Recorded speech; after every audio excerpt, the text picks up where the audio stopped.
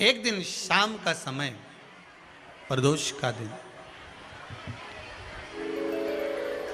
प्रदोष का दिन, प्रदोष काल, शाम का समय, भगवान देव अधिदेव महादेव माँ जगतजननी पार्वती जी के साथ में भ्रमण पर निकले। देखिए, अगर प्रदोष का व्रत नहीं कर सकते, प्रदोष के दिन आप व्रत नहीं कर सकते, मान लो आपसे भूखा नहीं रहा जाए, प्रदोष का व्रत नहीं कर सकते, प्रदोष के दिन आप भूखे नहीं रह सकते, मंदिर भी नहीं जा सकते, दिया भी नहीं लगा सकते, तो शिव महापुराण की कथा कहती है कि प्रदोष के दिन, प्रदोष काल में अपने ही दरवाजे के पास में देवाधिदेव महादेव का स्मरण कर कर लक्ष्मी की वृद्धि के लिए, कार्य सिद्धि के लिए, संपदा को प्राप्त करने के लिए आप अपने ही दरवाजे के पास में एक दीप लगा सकते हो। कौन से दिन? प्रदोष के। एक बात और अच्छे से समझ लीजिए, जो बच्चे चिड़चिड़े होते हैं, चाहे घर में बेटे हों, बहुएं हों, सास हो, ससुर हो, परिवार में छोटे छोटे बच्चे हों, चिड़चिड़ प्रवृत्ति करते हों या चिड़चिड़ा स्वभाव हो, जरा जरा सी बात में क्रोध आ जाता हो, बोलने का भान नहीं रह पाता हो, शब्दों के बाण चलते हों, तो महाराज प्रदोष के दिन, प्रदोष काल में बेलपत्री के पेड़ के नीचे एक, जो पत्ता आपके पास में हो, पान का मिल जाए तो पान का, पीपल का मिल जाए तो पीपल का, बेलपत्र का मिल जाए तो बेलपत्र का, उस पत्ते पर मात्र थोड़ा सा शहद और 7 दाने चावल के रखकर घी का दिया लगा दो महाराज, और थोड़ा सा जल हाथ की अंजलि में लेकर भगवान देवाधिदेव महादेव का स्मरण कर कर कि इस बेलपत्री के वृक्ष के नीचे माता लक्ष्मी, पार्वती, सरस्वती विराजमान है, इसी बेलपत्री के पेड़ के नीचे मेरे देवाधिदेव महादेव का 12 ज्योतिर्लिंग का स्वरूप प्रकट है, उनका स्मरण कर कर जल चढ़ा दीजिए और उसका स्मरण कर लो जो चिड़चिड़ प्रवृत्ति करता हो, क्रोध करता हो, जिसको बोलने का भान नहीं होता हो, सम्मान नहीं देता हो, अपशब्द कहते हो, उनका स्मरण कर कर आप छोड़ेंगे। एकदम एक प्रदोष करेंगे, दूसरे प्रदोष तक तो आपको कोई दिक्कत ही नहीं है। 2-3 प्रदोष कर कर देखिए, बाबा कृपा करें। बच्चों को पढ़ने का कह रहे हो, पढ़ने बैठो, पढ़ने बैठो, पढ़ने बैठो, पढ़ने बैठो, तो एक आध प्रयास बच्चों के लिए भी कर लिया करो कि भाई ठीक है, बच्चे लोग विद्या में प्रबल होंगे।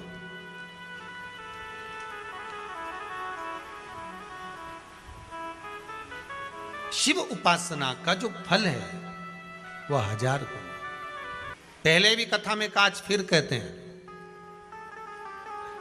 शिव मंदिर में जल बाद में चढ़ाना, शंकर के मंदिर में जाकर पंचामृत स्नान बाद में कराना, शंकर जी के मंदिर में जाकर पूजन बाद में करना, पहले थाली एक और रखकर शिव मंदिर में झाड़ू, पोछा या जो बेलपत्री, निर्माल्य जो भी रखा हो, उतरा हुआ सामान, उसको भरकर कहीं एक और जहाँ मंदिर वाले रखते हों वहाँ ले जाकर रख दो, झाड़ू पोछा एक बार जरूर।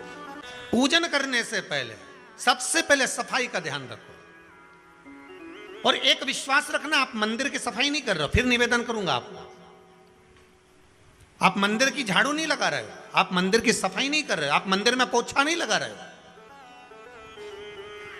जितना हाथ आप मंदिर में फेर रहे हो सफाई के लिए, उतना आपके जीवन में जितना दुख है, जितनी तकलीफ है, जितना कष्ट है, जितनी बीमारी है, उस पर हाथ फेर रहे हो, मंदिर में नहीं फेर रहे हो।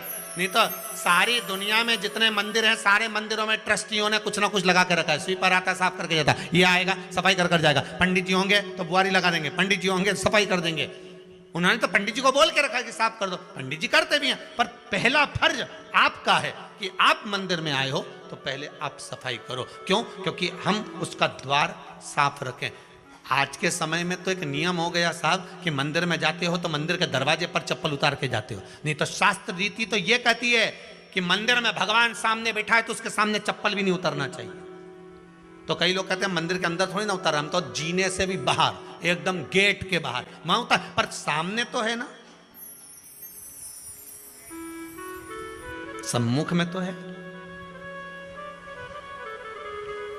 तुम्हारे यहां अगर 4 लोग दिवाली मिलने आते हैं ना तो तुमने चप्पल रखने का भी स्टैंड बनाकर रखा है, साइड में उतारिए, दहली पर मत उतार देना, थोड़ा साइड में उतारो। सामने से सब आते जाते रहते हैं, सामने उतारो, सम्मुख में क्यों उतार रहे हो?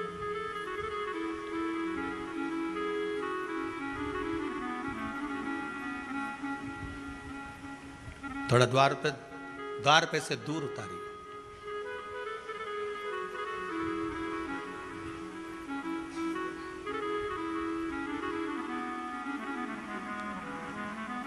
अभी तो कुबेरेश्वर धाम में काम चल रहा है, आप लोग जो दान दे रहे हो, आपके दिए हुए दान से निर्माण चल रहा है। अभी तो आप पहनकर जूता चप्पल भी अंदर आ जाते हो, भले दूसरे मंदिरों में चप्पल पहनकर हमने देखा है, आधिकाधिक मंदिरों में, ब्रजभूमि पर भी बहुत मंदिरों में लोग अंदर जूता पहनकर चले जाते हैं, पर जब तक बाबा नहीं बैठा तब तक तो आप पहनकर आ रहे हो। जिस दिन बाबा कुबेरेश्वर धाम में आकर बैठ गया उसके बाद वो दोनों गेट पर चप्पल बाहर ही रहेगी। आओ आप, कंकर से शंकर जब शरीर से लगेगा तब सुख भोगोगे, आनंद भोगोगे, सुख की प्राप्ति। अपने द्वार पर भी कितना सुंदर लिखा है भविष्य पुराण के अंतर्गत, और विष्णु पुराण में भृगु बाबा का चरण का चिन्ह भगवान विष्णु की छाती पर रहा। भगवान विष्णु की छाती पर भृगु बाबा के चरण का चिन्ह रहा।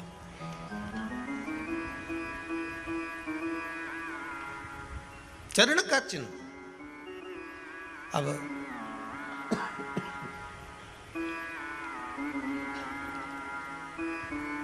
भविष्य पुराण में लिखा है कि अगर हम मंदिर के द्वार पर घर के चौखट के एकदम सामने चप्पल उतार देते हैं, 7 बार दिन भर में से, कितनी बार? 7 बार विष्णु पुराण कहती है ऐसा कोई दिन नहीं होता जिस दिन दरवाजे पर 7 बार लक्ष्मी आकर खड़ी नहीं होती हो। कल एक कथा कही थी आपको कि प्रत्येक मनुष्य के भाग्य में सुख लिखा है, केवल मंथन करना।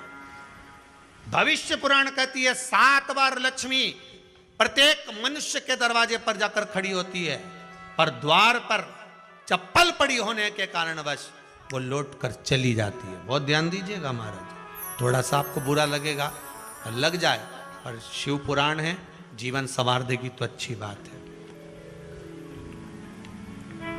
जीवन संवार दे तो अच्छी बात है। मंदिर के द्वार पर हम जब चप्पल छोड़ते हैं,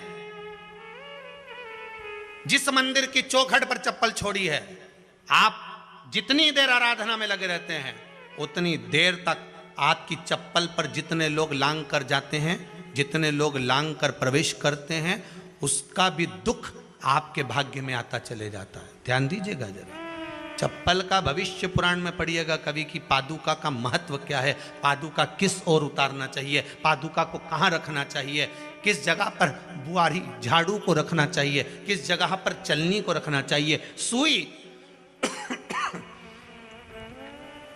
उस सुई को जिस हाल में सब बैठते हैं उस हाल में क्यों रखा जाता है?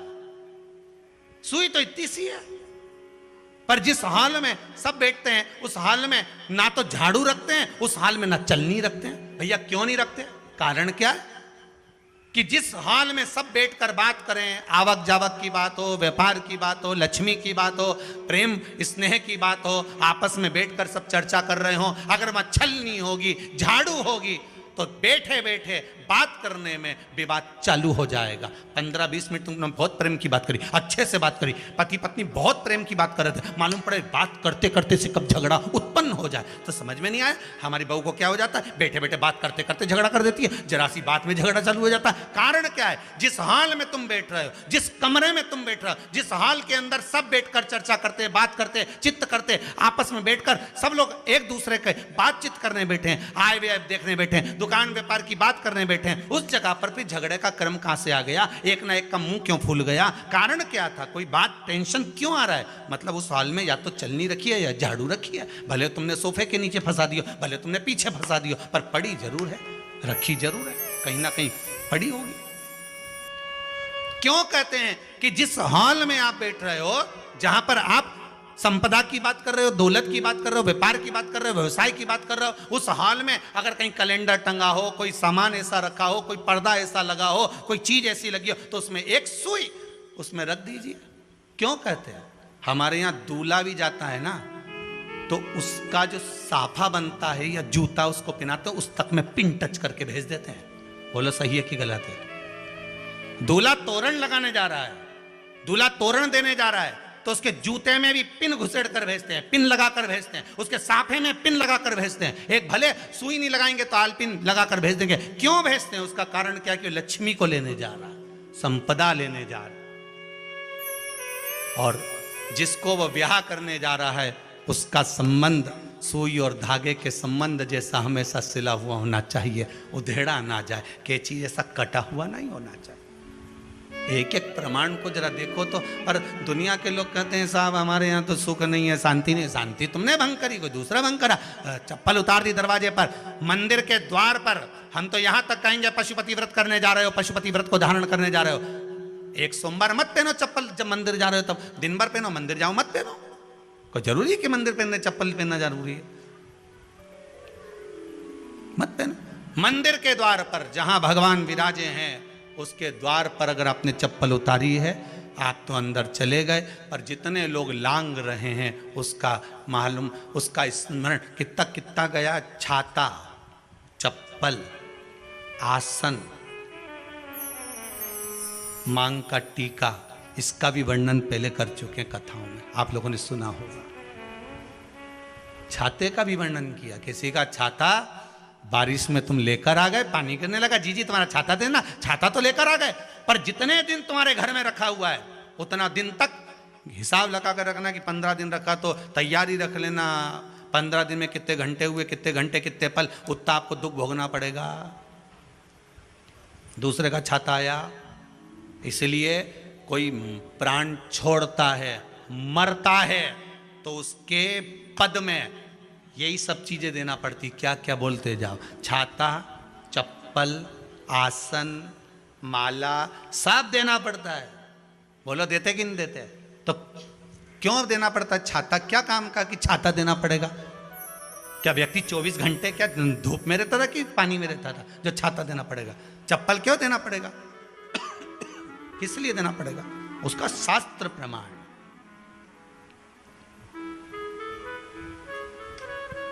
जरा सा राजा परीक्षित ने जरासंध के मुकुट को सिर पे पहन लिया था और बुद्धि बदल गई थी। शमीक बाबा के गले में मरा हुआ सर्प डाल दिया था। सही है कि गलत है? केवल मांग का टीका अर्थात सिर पर मुकुट बदला और काम हो गया। बहुत ध्यान देना पड़ता है महाराज, बहुत ध्यान देना पड़ता है।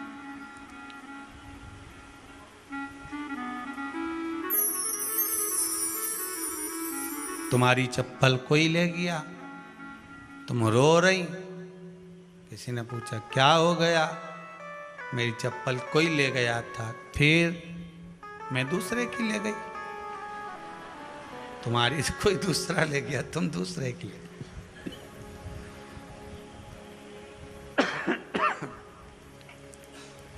नहीं भाई,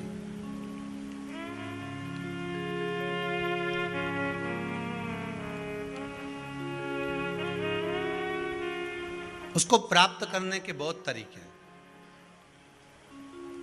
एक सत्य बात कहें, 7 बार लक्ष्मी प्रतिदिन मनुष्य का द्वार झांकने के लिए आती है। ऐसा कोई दिन नहीं जाता जिस दिन तुम्हारा भाग्य भगवान पलटने के लिए नहीं बैठा हो। वो तो इंतजार करता है कि ये गेंद फेंके और मैं चौका छक्का लगा दूं। वो कहते हैं ना, एक ओवर में कितनी गेंद फेंकते हैं? जम के बोलो। अरे एक ही फेंकते हैं। एक ओवर में कितनी गेंद फेंकते हैं? एक। वही गेंद बार बार फेंकते हैं ना, गेंद तो एक ही है नहीं।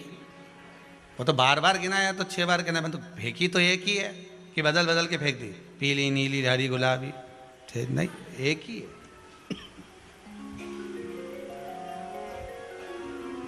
बदल बदल कर आया, गेंद एक ही थी, फिर फेंका कि ये तो वाइट निकल गई, फिर फेंकी, गेंद वही है, गिनती में 6 जा रही है। 1 साल निकल गया, 1 दिन निकल गया, फिर गेंद फेंकी, अरे साहब एक भी रन नहीं बना, फिर फेंकी, अभी भी नहीं बना, फिर फेंकी तो के बाउंड्री तक तो पहुंच गई है। अब की बार जो फेंकी तो के ऊपर से निकल गई, सीधे 6 पे पहुंच गई। भगवान भी ये कहता है, एक ही गेंद है, 6 बार फेंकी है। शास्त्र कहता है 7 बार दरवाजे पर लक्ष्मी आती है, मौका देखती है कि कब मौका मिले मैं इसके घर में प्रवेश कर जाऊं। पर कभी कभी ये निंदा करती दिखती है, कभी बहू की चुगली करती दिखती है, कभी टीवी में मन लगाए दिखती है, कभी सुई धागा लेके बैठी मिलती है, कभी झाड़ू लगाती फिरती है, कभी दरवाजे पे चप्पल खुली मिल जाती है, कभी कुछ मिल जाता है। मैं बार बार आती हूँ, अब नहीं माने तो मैं कई करूँ, मेरे को तो जाना पड़ेगा। मेरे को तो जो नियम है, सर्विस करने वाला, नौकरी करने वाला तो टाइम पे आएगा। तुम भले कंप्यूटर चलवाओ, चाहे मोबाइल उड़वाओ, चाहे तुम लिखा पढ़ी करवाओ, बोलो सही है गलत है, उसको तो करना है। बोलो साहब क्या करना पड़ेगा, लग जाओ कंप्यूटर पे, लग जाओ, उठाओ मोबाइल, ये तो उसको तो करना है। वो तो टाइम पे पहुंच गया 9 बजे। लक्ष्मी जी भी टाइम पे आती है। आई दरवाजे पे क्या देखा उसने कि ऐसा ऐसा है। कई कई की तो आदत पड़ी, रोटी घर में बना हुआ सारा, दाल चावल सब्जी वब्जी जो बच गई उठा के मैं दरवाजे के पास में रख के आ गई। लक्ष्मी जी सोचे बताओ, ऐसा तो पहले से रख, अंदर चली गई और ऐसा खिला दिया तो मैं तो नहीं जाऊं। लक्ष्मी जी वापिस चलती। कई लोगों की आदत, आटा छना हुआ, ऊपर की जो चापड़ थी, उनने कहा गाय खा के चली जाएगी, ओटला पे पटक के आ गई। लक्ष्मी जी इतने में आई कि चापड़ तो यहाँ पटक के चली गई, मैं काय को जाऊं, छलनी में से जा उधर, नहीं जाऊं। कितना कितना कहा है महाराज, केवल 1 दिन का इंतजार रहता है, दिवाली आए लक्ष्मी जी महाराज घर आएगी ने, लीप लिया ने, पोत लिया ने, मांडना भी मांड लिया, लक्ष्मी जी का पाँव भी मांड लिया ना, कमल का फूल भी मंगवा लिया, गेंदा की माला भी बुलवा ली, सारी गेंदा वेंदा की माला दरवाजे पे भी लगा दी, चौक मोक घूर के बैठी इंतजार में, लक्ष्मी जी आएगी, लक्ष्मी जी आएगी। लक्ष्मी जी बोली मैं तो रोज आऊँ री जी, मैं तो रोज आऊँ, पर कई करूँ थारी बुद्धि काम नहीं करे, मैं कई करूँ, मैं तो रोज आऊँ। फिर के लक्ष्मी मैया अब की बार आ गई तो जाजे मती रही, बड़ी तकलीफ में हूँ। लक्ष्मी जी बोली नहीं जाना तो पड़ेगा, दिवाली का दिन है, हमारे 10 के घर जाना पड़ता है, बड़ी मुश्किल से तो गुजिया पपड़िया मिलता है, नहीं जाऊंगी तो अच्छा नहीं लगेगा, तो जाना तो पड़ेगा, पर रोज आऊंगी, प्रतिदिन आऊंगी। तू अगर मुझे रोक सकती है और अपने घर में बुला सकती है तो बुला ले, और आऊंगी मैं प्रतिदिन और जाऊंगी भी मैं प्रतिदिन। लक्ष्मी आती भी खूब है और जाती भी खूब है, एक जगह टिकती कभी नहीं है, बस उसको बुलाने का तरीका होना चाहिए। रोज भगवान चाहता है कि तेरा दिन फिर जाए। कथाओं में भी आप लोग बोलती हो, आंवला नवमी वगैरह की बोलना, जैसे ही का दिन फिर या, ऐसी बोलती हो ना, कथा कहानी सुनती हो जब, कैसे बोलते हो कहानी सुनने के समय पे, जैसे ही का दिन फिर यानी वैसा हमारा दिन फेर जे माता, ऐसा कर जे माता। तो माता जी बोले मैं तो रोज का दिन फेरूं तेरा, तो काहे के चिंता करे री कमला, काहे चिंता करे, मैं तो रोज का फेरू, तू सुधरे तो मैं तो बिल्कुल तैयारी में। ब्राह्मण बेलपत्री को भर रहा था, बेलपत्री ब्राह्मण भर रहा था, पार्वती जी ने शिव जी से कह दिया इसके पास कुछ भी नहीं है, आपका भगत है ये, आपका भगत है, इसके पास कुछ भी नहीं है, आप कृपा नहीं करोगे? शंकर भगवान बोले आज प्रदोष का दिन है, प्रदोष काल में ये मेरी सेवा में लगा है। सुनो पार्वती, जितनी बेलपत्र इसने उठाकर रखी है वो बेलपत्र स्वर्ण मुद्रा के बराबर हो जाएगी, तो चिंता मत कर। शिव पार्वती को कहकर चल दिए। शंकर पार्वती बात कर रहे थे, इतने में एक सेठ ने सुन लिया कि जितनी बेलपत्र भर के ले जा रहा है उतनी स्वर्ण मुद्रा हो जाएगी। बनिया ने सुन ली, सेठ ने सुन ली, तो जैसे ही शंकर पार्वती गए, सेठ जी उस ब्राह्मण के घर चले गए, 100 सोने की मुद्रा देकर कहा जितनी बेलपत्र है चढ़ी हुई मुझे दे दे। जो चढ़ी हुई बेलपत्र है वो मुझे दे दे। महाराज